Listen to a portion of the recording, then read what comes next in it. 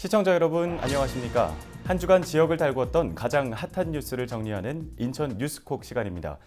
한 주간 우리 지역 인천에는 어떤 일들이 있었을까요? 인천 뉴스콕 지금 시작합니다.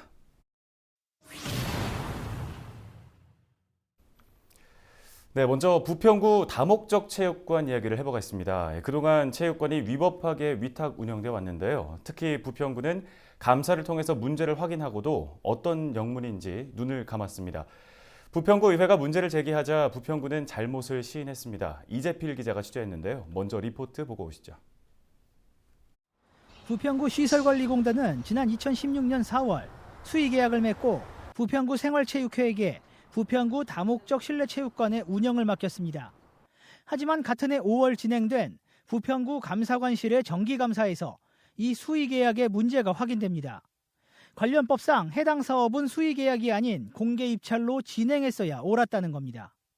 당시 감사관실은 부평구 시설관리공단에게 해당 계약에 대한 시정을 요구했고 사업을 수의 계약으로 체결한 부평구 시설관리공단의 직원 2명은 이에 대한 책임을 물어 주의 징계를 받았습니다. 하지만 3년이 흐른 현재 부평구 생활체육회는 부평구 체육회와 합쳐졌고 부평구 체육회는 여전히 수의 계약을 통해 부평구 다목적 실내체육관을 운영 중에 있습니다. 올해 계약금만도 3억 6천만 원. 문제가 확인됐고 담당자가 징계까지 받았지만 어찌된 영문인지 위법한 계약 관계가 이어져 오고 있는 겁니다. 부평구 의회는 부평구에 문제를 제기했습니다. 이게 부서 간에 여러 부서에서 시설관리공단, 문화체육과 부서 간의 협의 또 묵인 이런 게 없이는 도저히 발생할 수 없는 일이라고 생각을 하는데 차준택 부평구청장도 문제를 인정했습니다. 그리고 개선과 함께 업무 관계자들의 책임 소재도 확인할 것을 약속했습니다. 이러한 부분들이 다른 부분에서 또 놓치는 분야가 있지 않을까라는 우려도 이 일을 계기로 점검이 필요하다라는 생각을 했습니다. 그런 부분 없이 좀 저희들이 꼼꼼히 따지면서 이런 일들을 추진하겠다는 말씀드리겠습니다. 헬로티비 뉴스 이재필입니다. 네, 취재를 했던 이재필 기자와 좀 더 자세한 이야기를 나눠보도록 하겠습니다. 이 수의 계약이라는 게 문제인 것 같은데요. 이 계약을 맺기까지의 과정을 먼저 좀 짚어주시죠. 네, 설명을 드릴게요. 지난 2016년 4월 부평구 다목적 체육관이 이제 문을 엽니다. 그리고 당시 부평구는 애초에 부평구 시설관리공단에게 이 체육관의 시설물 관리와 프로그램 운영 등 이 관리 전반을 맡길 계획이었습니다. 예. 그런데 개관을 앞두고 2016년 2월 부평구가 부평구 시설관리공단에게 민간 비영리 법인 또는 체육 관련 단체에게 체육관의 프로그램 운영을 맡기려고 한다며 관련 계획안 변경을 추진 중에 있다라고 전달을 합니다. 예. 민간 비영리 법인의 체육 관련 단체는 솔직히 체육회밖에 없거든요. 예. 그래서 이에 대해 부평구 시설관리공단이 부평구에서 내린 변경안을 검토하기 시작을 합니다. 그런데 이 검토 과정에서 문제가 발생을 해요. 예. 그 사업자를 선정하려면 조달청의 나라장터를 통해 입찰을 진행을 해야 되는데 비영리 법인의 경우 이 입찰에 참여할 그 자격이 안 되는 거예요. 예. 때문에 그럼 이제 그러면 그럴 경우에는 그냥 기존대로 부평구 시설관리공단에서 모든 그 운영을 다 맡을 법도 한데 예. 부평구 시설관리공단이 여기서 대안을 내놓습니다. 어떻게 내놓느냐면요. 2016년 3월 이후에 관련법에 따라서 부평구 생활체육회가 부평구 체육회로 통합이 되는데 부평구 체육회장은 당연직으로 부평구청장이 맡고 있는 상황이에요. 예. 예. 대표자가 자치단체장임을 감안하면 수의 계약을 추진할 수 있을 것으로 판단을 한다라고 이렇게 검토를 합니다. 예. 이런 판단을 바탕으로 부평구 시설관리공단은 당시 구생활체육회와 체육관 운영 위탁 업무 계약을 맺게 되는 건데요. 그런데 앞서 리포트에서 보신 것과 같이 계약 체결 후 곧바로 부평구 감사관실에서 정기감사를 진행을 합니다. 진행을 하는데 여기서 이 수의 계약은 법률 위반이다 라는 이런 문제 확인이 되는 거죠. 예. 하지만 감사관실의 지적에도 이제 리포트에서도 나왔지만 감사관실의 지적 그리고 관계자의 징계에도 불구하고 수의 계약은 현재까지도 이어지고 있는 그런 상황인 거죠. 위의 내용을 종합해 보면 이유는 모르겠지만 부평구가 구체육회와 계약을 무리하게 추진을 했고 이 과정에서 부평구 시설관리공단 역시 무리하게 검토 의견을 내가며 구의 입장을 따라가려 했고 예. 그리고 무엇보다 중요한 것은 감사관실의 지적에도 불구하고 문제는 시정되지 않았다는 겁니다. 네, 이 감사관실에서 그러면 2016년에 이미 문제를 확인을 했는데 부평구와 구시설관리공단은 시정 움직임을 보이지 않고 있다는 거잖아요. 네. 그러면 감사관실에서는 그 이후에 별다른 조치 같은 건 없었나요? 저도 의문이 가장 많이 제기되는 부분이 이 부분이에요. 부평감사관실은 이제 2년에 한 번씩 구 산하 기관들을 상대로 정기 감사를 진행을 합니다. 앞서 2016년에 부평구 시설관리공단에 대한 정기 감사를 진행했다고 말씀을 드렸잖아요. 예. 그러면 2018년도에도 또 한 차례 정기 감사를 진행을 했어야겠죠. 그런데 앵커께서는 지난번에 지적을 받았으면 이번 다음 정기 감사를 하면 그 지적 사항을 확인을 해보시겠어요? 안 해보시겠어요? 네, 저 당연히 다시 한번 검토를 해볼 것 같습니다. 그렇죠. 저도 그럴 것 같은데요. 그런데 부평구 감사관실은 어찌된 영문인지 그 문제의 지점을 다시 한번 확인을 해보지 않습니다. 예. 일절 살펴보지를 않아요. 예. 앞서 말씀드렸지만 2016년에 계약을 맺었고 바로 그해 문제 지적을 받았어요. 그런데도 그런 지적에도 불구하고 부평구 시설관리공단은 구체육회와 수의 계약을 계속 하거든요. 그런데 공교롭게도 부평구 감사관실이 2018년도에 관련 내용을 확인을 안 해요. 부평구가 구체육회와의 수의 계약을 추진했고 부평구 시설관리공단은 문제가 제기됐지만 이를 지정하지 않고 그리고 부평구에 속해 있는 감사관실은 우연찮게 감사를 다시 한번 확인을 하지 않는 거죠. 좀 이상하잖아요. 예. 구정질의에 나선 이익성 의원과 부평구 감사관의 이야기를 직접 한번 들어보시죠. 그런데 감사관실에서 2018년 감사를 다시 한번 하지 않습니까? 정기감사 2년에 한 번씩. 근데 여기에는 2016년에 감사해서 지적사항이 나오면 그것을 다시 한번 점검하는 것이 감사의 원칙이라고 생각을 합니다. 그런데 그 원칙조차 하질 않고 지정이 되는지조차 사실 확인이 안 돼 있어요. 왜 그런 상황입니까? 시정 사항이나 이제 뭐 이행할 수 있는 사항들은 그 꼼꼼히 살펴보는데요. 그 주의사항은 사실은 살펴보지 않은 것을 저희가 이제 주차고요. 앞으로 저희가 이제 감사 시에 그 이전 감사에 대한 주의사항을 포함해서 모든 감사에 대해서 세심하게 꼼꼼하게 챙겨보도록 하겠습니다. 예, 그러면 이번 문제에 대해서 이 부평구 시설관리공단의 입장은 어떤 입장인가요? 네, 저도 사실 확인을 위해 부평구 시설관리공단의 간부와 이야기를 나눠봤습니다. 먼저 2016년 당시 이사장을 맡고 있던 인물은 현재 그 자리를 떠난 그런 상황인데요. 때문에 어떤 이유로 이러한 계약을 맺게 됐는지 구체적으로 설명을 듣기는 좀 어려웠어요. 예. 단 체육단체라고 해도 체육회만큼 체계적으로 훈련된 조직을 갖춘 곳은 없는 만큼 이런 효율적인 측면에서 이렇게 선정을 하지 않았겠느냐라는 설명을 했는데요. 네. 특히 감사관실의 지적 이후에도 수의 계약을 맺은 이유에 대해서도 이런 효율성 측면이 강하게 제기된 것 같다라고 덧붙였습니다. 특히 당시 주의 처분을 받았지만 이는 미약한 경징계였거든요. 때문에 담당자도 크게 문제될 것이 없는 것으로 파악했던 것 같다라고 더했습니다. 네. 그러면 이런 상황들이 이 차준택 부평구청장 입장에서는 조금 난처할 수도 있을 것 같은데요. 네, 예, 그럴 것 같습니다.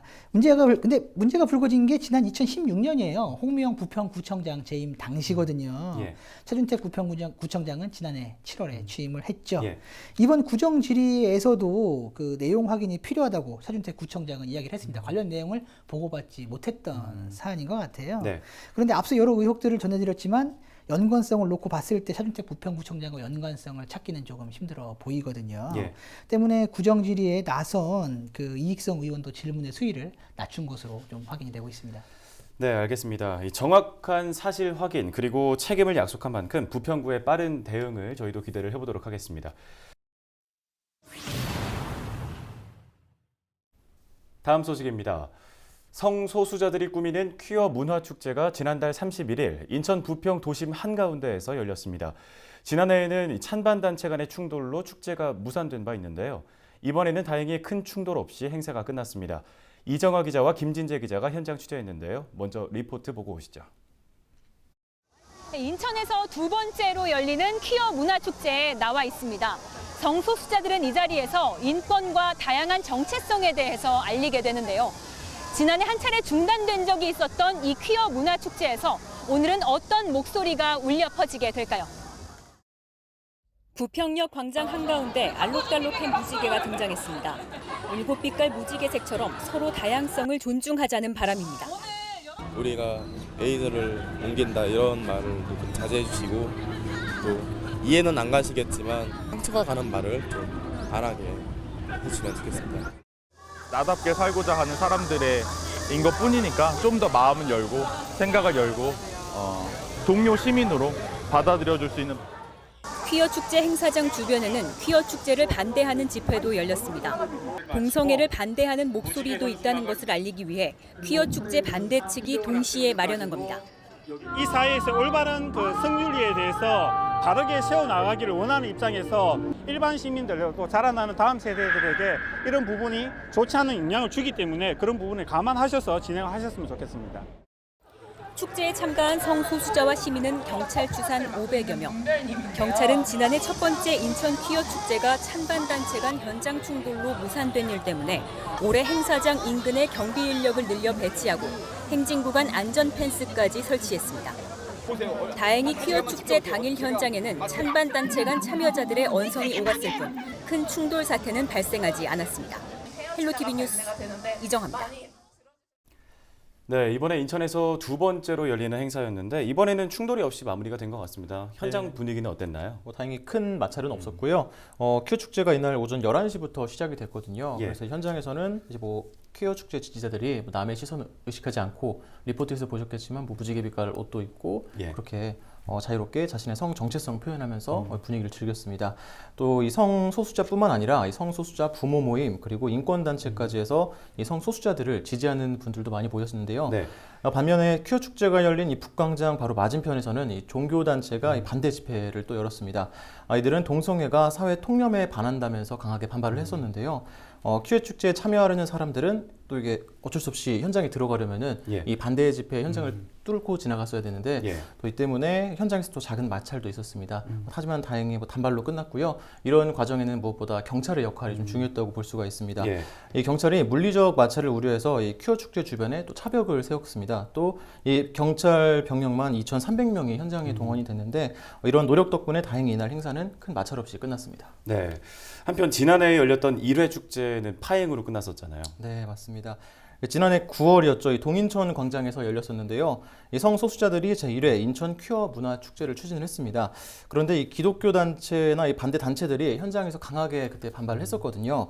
당시에 성소수자 인권 단체가 이 홍보 부스조차 설치를 하지 못하는 그런 상황이었습니다. 예. 축제 차량은 이 반대 인파에 막혀서 결국 견인차에 옮겨지는 이런 상황도 있었고요. 당시 동인천 광장 일대에는 이 축제를 두고 한 1,000명 정도가 모였었거든요, 현장에. 예. 이 때문에 교통이 통제되기도 했었고요. 이때 경찰 병력이 당시에는 한 500명 정도가 투입이 됐었는데 아무래도 사태를 막기에는 역부족이었던 걸로 보입니다. 네. 이때 경찰이 그때 당시에는 500여 명을 투입해서 좀 사태를 막기 어려웠지 않았습니까? 예. 그래서 이번 같은 경우에는 작년에 한 4배를 넘어서는 병력을 투입을 했고요. 차벽도 설치하고 다양한 대응책을 마련을 했습니다. 예. 그래서 올해는 이런 부분이 좀 주요했다고 볼 수 있습니다. 네. 이 올해 열렸던 축제가 부평역 북광장에서 열렸잖아요. 축제를 앞두고 긴장감도 좀 상당했을 것 같습니다. 네, 맞습니다. 이 퀴어 문화축제 조직위가 이 장소 발표를 계속 미루다가 원래 8월 5일에 올해도 퀴어 축제를 열겠다고 이렇게 발표를 했거든요. 네. 근데 당시 장소는 이제 밝히질 않았습니다. 이 방해를 받을까 봐 그런 건데요. 이후 축제를 한 10일 정도 앞둔 8월 19일에 축제 장소를 발표했습니다. 방금 리포트에서 보신 것처럼 이 부평역 북광장이었는데요. 장소가 공개되니까 반대 단체들이 항의를 시작을 했습니다. 예. 먼저 반대 단체는 부평구청에서 집회를 열고 부평역에서 열린 이 축제를 취소하라 이렇게 얘기를 했는데요. 부평대로 일대에 동성애를 반대한다는 현수막들이 걸리기도 했습니다. 이 때문에 이번 축제 역시 갈등으로 파행되는 거 아니냐 이런 우려들이 사전에 많이 있었는데 다행히 뚜껑을 열어보니 큰 마찰 없이 잘 마무리가 됐습니다. 네, 알겠습니다. 올해 열렸던 축제에서는 큰 갈등은 없었지만 이 퀴어 축제를 둘러싼 갈등은 쉽게 해결되지 않을 것 같습니다. 계속해서 지켜봐야 되겠습니다.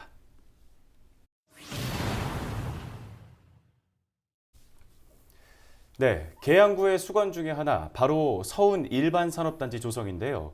이재필 기자, 이 서운 산단이 드디어 공식 준공을 했죠. 네, 맞습니다. 모두 기다렸던 바이죠. 예. 지난 4일 계양구 서운 일반산업단지가 준공식을 열고 공식 준공했습니다. 예. 이날 준공식에는 박형우 계양구청장과 박남춘 인천시장 등 지역 인사들이 대거 참여를 했는데요. 서운 산단은 이미 지난해 11월 조성 공사는 마무리를 했습니다. 서울 외곽 순환 고속도로 등 광역 교통망을 포함해서 저렴한 분양가 등 경쟁력이 굉장히 좋았거든요. 예. 예. 때문에 이런 경쟁력을 앞세워서 타 지역의 산업단지들이 쓰러져 나갈 때 서운 산단만은 완판 성공 신화를 이었습니다. 예. 네. 서운 산단에는 모두 71개의 기업이 입주할 계획인데요. 이 중 현재 15개 기업이 입주를 마친 상황입니다. 예, 그리고 36개 기업은 공장 건축 등 이제 입주를 준비 중인 그런 상황인데요. 예. 내년까지 전체 기업이 입주할 것으로 계양구는 전망을 하고 있습니다. 서운산단 조성으로 지역에서는 약 1만 명의 고용 유발 효과와 1조 4천억 원 정도의 생산 유발 효과를 얻을 것으로 기대가 되고 있는데요. 네. 경제적으로 어려운 계양구, 참 많이 계양구가 어렵잖아요. 예. 이번 서운산단 조성으로 좀 큰 힘을 받지 않을까 생각됩니다. 네, 또 계양구는 서운산단뿐만 아니라 앞으로 많은 변화들을 예고하고 있다고요? 네, 맞습니다. 서운산단이 먼저 이제 포문을 열었고요. 제2서운산업단지라고 불리는 계양산업단지가 또 준비 중에 있습니다. 서운산단 바로 옆에 위치하고 있는데요. 24만여 제곱미터로 기존 서운산단의 절반 정도의 규모입니다. 예. 유해 물질을 배출하지 않는 친환경 그 기업으로 유치한다라는 이런 방침인데요. 청년들의 창업 공간이나 중소기업을 위한 연구개발 시설도 마련할 계획입니다. 지난 4월 이제 국토부로부터 산업단지 지정 계획 승인을 받았는데요. 2023년 완공을 목표로 하고 있습니다. 그리고 여기에 지난해 12월 신도시로 지정된 계양 테크노밸리가 있죠. 예. 신도시 하면 배드타운의 이미지가 강한데 그 계양 테크노밸리는 경제를 기반으로 한 자족도시를 구성 목표로 하고 있습니다. 예. 정보통신 분야와 콘텐츠 산업 중심으로 개발이 되는데 판교보다 1.4배 정도 큰 규모를 자랑을 합니다. 여기에 일자리 10만 개 창출을 목표로 하고 있는데요. 네. 대형 공공기관을 유치하는 방안도 현재 추진 중에 있습니다. 지역 경제 발전은 물론 지역 부동산 시장에도 큰 영향을 미치고 있는 그런 상황입니다. 네, 지금 정리를 해주신 걸 들어보니까 좀 많은 기대를 갖게 하는 것 같은데요. 우려의 목소리도 존재를 하겠죠, 당연히. 네, 맞습니다. 가장 큰 우려의 목소리는 바로 환경입니다. 예. 그 계양산단과 계양 테크노밸리 사업 부지가 바로 그 개발 제한구역, 그 그린벨트예요. 예. 그린벨트인데 바로 녹지죠. 그런데 이런 녹지를 갈아엎고 산업단지를 조성하는 만큼 환경단체의 반발이 좀 거셉니다. 예. 특히 이곳 부지에는 금개구리 등 그 다수의 법적 보호종이 서식하는 것으로 지금 확인이 되고 있는 그런 상황인데요. 예. 이에 대한 대책으로는 언제나 그랬듯이 이제 대체 서식지 조성이 지금 논의 중에 있는 상황입니다. 대체 서식지는 뭐냐면 서식지와 비슷한 환경의 지역으로 이 동식물들을 이제 이주시키는 그런 작업인데 예.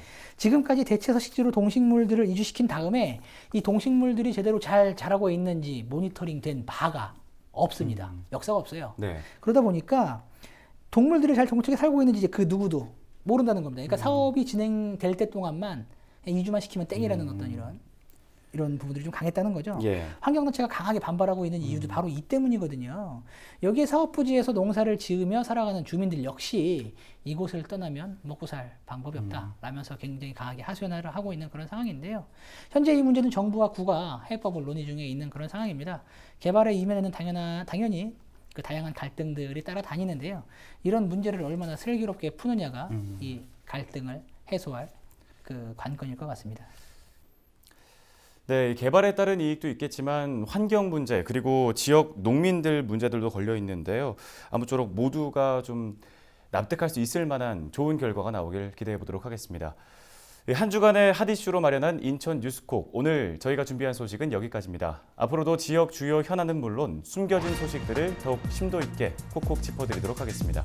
시청해주신 여러분 고맙습니다.